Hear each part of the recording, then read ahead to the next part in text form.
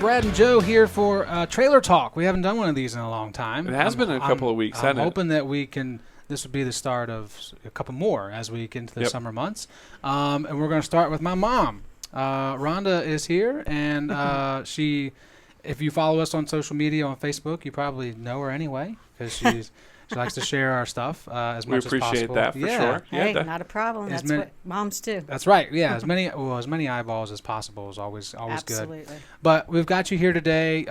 You surprised me. Came down for a couple of days here to Lynchburg, so I thought, why not? Let's talk about your not racing background, but racing fan background, and why you chose to get involved, and kind of the glory days of my childhood of watching NASCAR was like that 8 to 12-year-old time span. But let's start with that, and just like before I got into it, before that time, was any form of racing something that you were interested in? Yeah. When I was a kid, we used to have a neighbor that took us to Hagerstown Speedway all the time.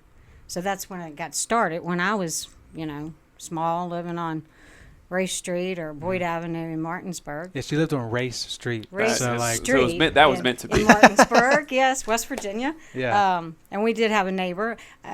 One of a tragic event one time, we were there. Guy wrecked and died right there on the track. So I remember that from when I was small. So just always liked it. Right. It's. But you never got into it to a point where you like, I'm watching NASCAR, Richard Petty and Dale Earnhardt and all Richard the Petty, 80s and stuff. Yeah, I mean, now, and I also remember, like, Indy races with my dad. Mm-hmm. He was never a big motorsport. IndyCar was bigger than NASCAR when you were growing up, right? Yes, absolutely. When I was a kid, it was IndyCar. It was not NASCAR. Mm-hmm. NASCAR was more like the outlaw sort of guys. You know, don't watch them because those are the bad guys. They're doing bad stuff. So it was more like that. Mm-hmm. But IndyCar, my dad would watch, and as you know, your granddaddy is not a motorsports fan, but he would watch that. Right. So I remember that would be what was on TV. Never NASCAR. Right. That was, much later. That's what we talked about it with Jason a couple weeks ago. I mentioned it's weird to think that they were racing the Indy 500 for almost 50 years. Oh, yeah. Before they started racing in Daytona and doing that. Yeah, and that's what I remember, the Indy 500. That's what I remember as a young kid. Coming up in a couple weeks. Yeah. Yeah, that's true. And come up here in May. So let's skip ahead to about the time I was 8-ish years old. So that would be 98. When, of course, your daddy, we always went to Mason-Dixon, so I was into NHRA because drag racing, quarter mile is exciting. Quarter mile is exciting when you're anytime that's going to be exciting. But then when you were small, and I'd say about 8 years old, that was the starting point of NASCAR was always on in the background. Never, not really paying attention. Bobby Labonte was the guy that I liked, would follow. Not for any particular reason other than that he was a good guy. Mm-hmm. Good guy. I like Terry too, but I always pick Bobby. You thought Bobby looked better than Terry. Well, that's about true. Yeah, well, I don't have enough evidence to differ. Yeah. But when he was 8, when Joseph was 8, I'm listening to him watch a NASCAR race, and he's talking. And I'm like, he knows way more than what I know. And he's 8, and I'm the mom, and that's unacceptable.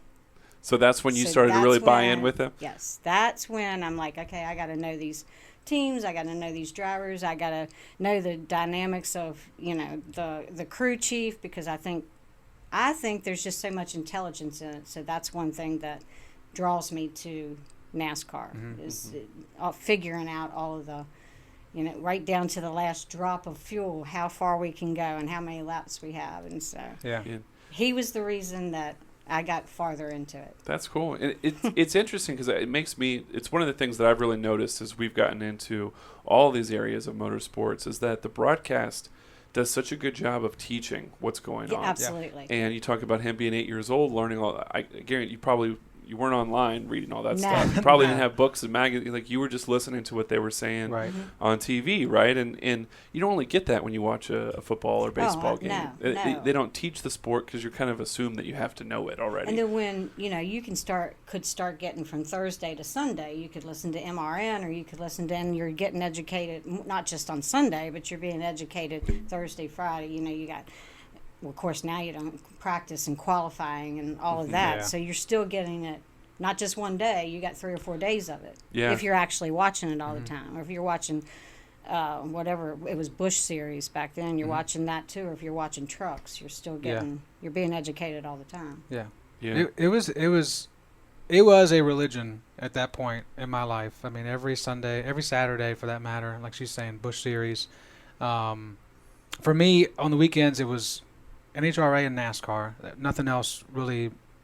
I mean, sure, Indy 500 stole the headlines for a couple weeks, but that was about it. So that was like a really heavy time period of really being into it. I mean, that's why I know those names of those years more so than I even know some of the cars and drivers now and backstories. You know, huge Mark Martin fan. He was successful at that time. Mom liked Bobby Labonte. Dad liked Jeff Burton. All three really good guys. Right. Weren't always necessarily winners, but Mom has had 2 championships in terms of favorite drivers. Neither my dad or myself have There you one. go. So Bobby Labonte, basically kind of fades away after he Yeah. leaves Joe Gibbs, and Mom starts liking Matt Kenseth. Matt Kenseth is the reason that there's a chase for his championship, but hey, he's still got a championship. So I want to ask you about some people pick manufacturers, some people pick teams, some people pick drivers. I, for one, started with manufacturer first and then picked a driver. Brad picked somebody who's named Brad. So it's not as like... We sat, if you don't know the story, we sat down a year ago about now. It was in May when NASCAR came back, and my buddy in Charleston, who's been on here a lot, he said, Brad, you've got to watch the race this weekend. It's the only sport on right now. Right. So you got to watch and you got to pick a favorite driver. I'm like, I don't know who. And I looked, I was like, I'm going to cheer for Brad Keselowski because he's got the same name as me. and he's a good And he guy. was pretty good. I didn't know that at the time. Yeah. So not a bad driver, not a bad way to pick. That's not a bad fan way to favorite, pick. I learned. It's like you go to the racetrack no. and you pick the black horse. You don't know anything else except Just, it's black. he looks fast, so let's do that. So let me. I want to go back to the driver component because I just think it's so interesting to think about that time period for Joe Gibbs Racing with Bobby Labonte and Tony Stewart. I mean, I can't think of more opposite personalities on one different team. Was that weird to were you ever pleased that Joe Gibbs Racing won, even if it wasn't Bobby, or were you just like Bobby only? I don't care about anybody else. I like Joe Gibbs. Yeah. I'm not a Tony Stewart fan. I tried to be a Tony Stewart fan his first year. I was going to go with Tony Stewart. And before the season was even halfway through, I did not like his attitude. I did not like his anger, and I was done with him. Really? That early on? That was it. I was done. Rookie year, 1999, I think is what it was. Yeah, it was 99, 98 that or 99. was very short-lived with Tony Stewart. So wow. I'd like to go with the guy that's driving the Ford, but that's not always possible. Mm-hmm.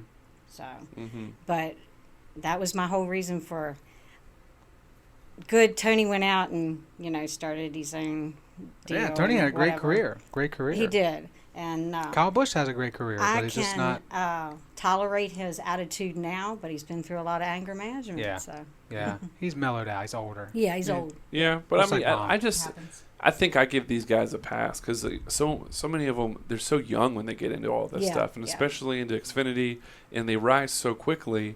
Of course, their head's going to be a huge balloon at that point, Well, here's one right? thing that disappointed me with Tony Stewart, and this is a mom thing, because his business manager was his mother when he started out, and I thought, if you got your mom there all the time, you're going to behave. You're going to be a good person. Yeah. And so I was really disappointed in that, but that's just me. So yeah, I think that's maybe fair. Nobody else knows that, but that's just Maybe she was worse. Who knows? I don't know. That could be. Yeah, maybe. Maybe that's just how they act in that household. Maybe, that might be. Yeah, Sure, absolutely. get me out of there. Well, so we're getting, obviously talking about your favorite drivers, and NASCAR heavy in terms of what you enjoy, what you like watching. So people that listen to this show know that for, 7 or 8 years, I kind of stopped. Right. Didn't enjoy the lack of parity. Didn't enjoy seeing the same drivers all the time. That was other things I got big into hockey and all this other stuff. Moved to Lynchburg. Didn't have time to care really. So that's all changed a little bit. But you stayed with it. You still kept watching. I did. And obviously supporting Matt Kenseth even when he was driving for Joe Gibbs, number 20 I car. Yep, and went to Toyota, and I was okay with that because of who he was. Right. Not because I don't necessarily want a Toyota in there, but is what it is. So you're rooting for a guy because of or girl because of the person, not even necessarily for how they drive, or is that not to accurate? start with? Yeah. I want to know a person's character first, and if I can deal with their character, then I can deal with what they're doing on the track. Yeah. If he's not going to be a good driver, I'm going to say, okay, well, I like him, but I got to find somebody that's going to, get across the finish line. So much more moral than my standards. Yeah. That's a good name. Same as my name. There we go. There. Well, nobody's going to have my name. That's so true. I can't go with that. No Rhondas. I did stay with it more than you did. Yeah. Because then I was just in the habit of it. But then as you guys got older, you went to college, your sister's home, she was never into it. My daughter never. She would go to Richmond with us because of the food. Yeah, pretty much. Yeah, and then sleep through the rest of it. Just feed me and let me sleep. Right. That was basically her. But then I started working Sundays. So I still would try to listen to it. On the radio, not the same thing. Sometimes it's more exciting. We had this discussion last night. Yeah. Sometimes for a pass or a close finish or something, you're already driving 80 on it, Interstate 81, and now you're like, oh wait, yeah, I'm accelerating. And it's good on the radio too. That's Yeah, one thing that I really caught on kind of late last summer when I didn't have time to watch it on TV and I was out on the road. I was like, oh, this is like. Right.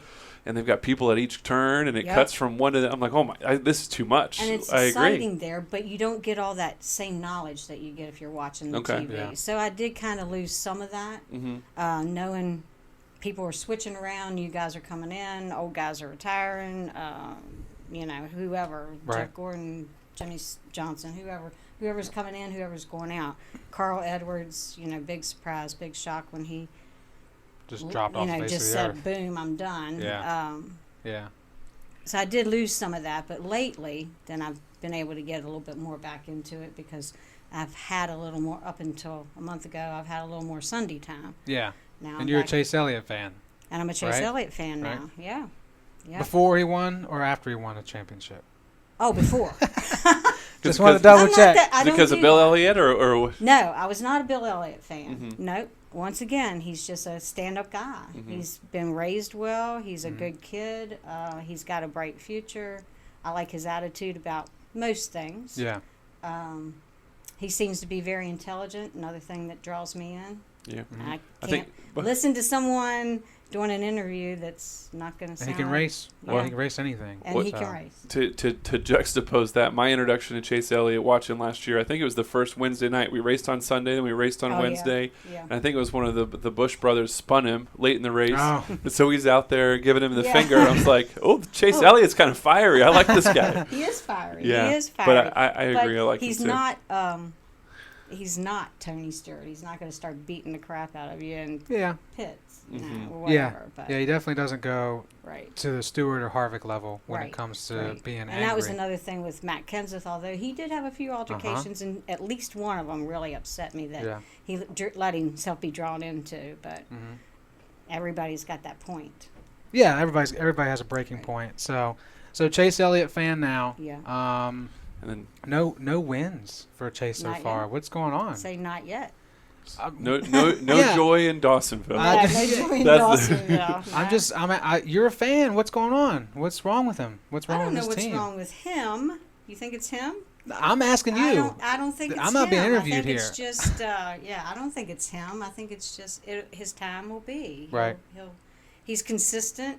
He's still the person that he is. He's still the driver that he is.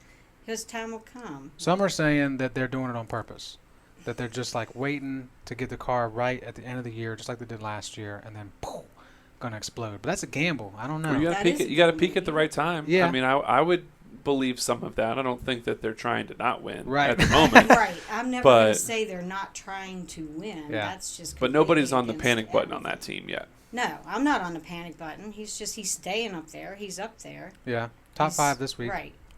Joe and I just talked about it in our NASCAR segment, but I mean, we got 16 spots for the playoff. We've had 10 winners so far. Right. Do you think we're going to get to 17 or more winners and have to have a winner not make the playoff? The way it's going this year, I think that's a really good possibility, and I'm going to say yeah today. But who else? Yes. That's my other question. Like, 7 different. So you have to factor in Chase, Kevin Harvick, and Denny Hamlin in there. So that would leave 4 spots open to make it 17. Mm-hmm. I don't know who that. I mean, I guess that's the fun of it, right? Like, who are those 4 people? Cole Custer still won last year. Custer, you could think about Ryan Newman, Mm-hmm. Chris Buescher, those guys at Roush Fenway. Austin Dillon hasn't won yet, right? No. Or has he? I can't. No, remember. he has not yet. Reddick hasn't. So I mean, no, I don't think so. No, he hasn't. Reddick hasn't won. So Okay, yeah, your no, RCR and your Roush Fenway guys. I mean, that's 4. and I think that's what you and I really like in talking about, like, because we talk a lot about F1, and you kind of get stuck unless something happens late in a race. It's going to be the same. They're going to win, and with these overtimes and these restarts, I mean, that's how Cole Custer won last year, right? Like, and I think that's what makes me optimistic that that's we're how going to Bowman won this year. Exactly. Yeah. The that's pin, his deal, man. you got to get it the way you can. True. That's true. And first race of the year, the Penske sees part, and then right, and then McDowell, like so on Valentine's Day, the Love's Car on Valentine's Day. Yeah, that's still such a cool thing. But yeah, so I think that's why I agree. I think we're going to get 17 or more, and and I think it will be good for the sport. They advertised it. Isn't that great for the sport? Because that was the thing that took you away from the sport. Yeah. It was always Jimmy Johnson. Yeah. And you got sick, and Kyle Busch. Maybe it's just the fact that it was people winning I didn't like. Well, I think the whole maybe that's what it was. Kyle Busch would definitely got me off. If Mark Martin you are your mother's son. Yeah, maybe that's what it was. Maybe that's what it was. That Kyle Busch thing always turned me off. Maybe too, if it was, screwing a little bit more. Maybe if it was, maybe it was Mark Martin, or if Ryan Blaney starts taking over. Yeah. I'm like, yeah, keep going, man. Or it's like going to Martinsville time after time after time, knowing that Jeff Gordon was going to win it every time you're there, and you don't like him, and you're like, why do I keep going back to Martinsville? Before we go, I wanted to ask you about because you've been to races. It's not like you just watch them. Mm-hmm. I know I was with you. I guess we went to Richmond twice that I can remember of. A couple times. You've been to Martinsville. I have not, and I live an hour away from there, and I still haven't been. That's which a sin right there. It's so weird. But Martinsville, Richmond, anywhere else? I can't think of. Me or you? You. Okay. I was at Poconos.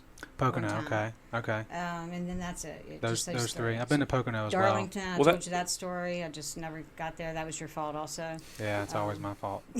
Well, that was kind of one of the questions I wanted to get to before we wrapped up. Was tell me about the first race that you took Joe to. Your first race together. You say he kind of got you real into it when he was 8 years old. It would have been Richmond. I didn't go to Martinsville. And that was true, but I went to races without him. That's true too. Yeah. But the two of you together. The first time I ever took him was a birthday gift to Richmond. And I know we had to, at that time he was playing football, rec league football. I was running September. Running concession stands. And we got the concession stand closed up and had to leave there. We were running late getting to the track, and I was all this way. Tensed but up. it was a good race. He had a good time. Mm-hmm. Everything turned out, but I can't think how old he might have been. I mean, he was playing rec league football, and I think for the Chargers. I think Mark had already left Roush at that point. I think he was driving the Army car during that race, if I remember correctly. That's quite possible. Or maybe that was the second Richmond race. Well, in the second Richmond race that you and I went to was also when we took Jessica. Yeah. And that, like I said, she was just took a little nap. Yeah, every time you turn around, she's back in a line getting nachos or something. Yeah. But she had no interest in NASCAR. Well, those were night races. And those were pretty cool too. Yeah, it was night cool. race. Those were fun. Absolutely. I love a night race. Mm-hmm. Yeah. I was going to say, because you're talking about night. playing a football game and her. I was like, what time were you playing football to get a 1 o'clock start? Crack of dawn! One of the Richmond races, the fall one, would always be at night. Always at night. And that was always the cutoff. That used to be the Yep, cutoff. that was the last race before the chase started. Yeah, before Gotcha, the chase. okay. So that was the one that and that's by his birthday. So Nice. that's the one that we would go to. Got a lot on the line there coming in Richmond. Yeah. And, Right. And then, I mean, the first time you ever saw Martin win was for his birthday. My very first race ever.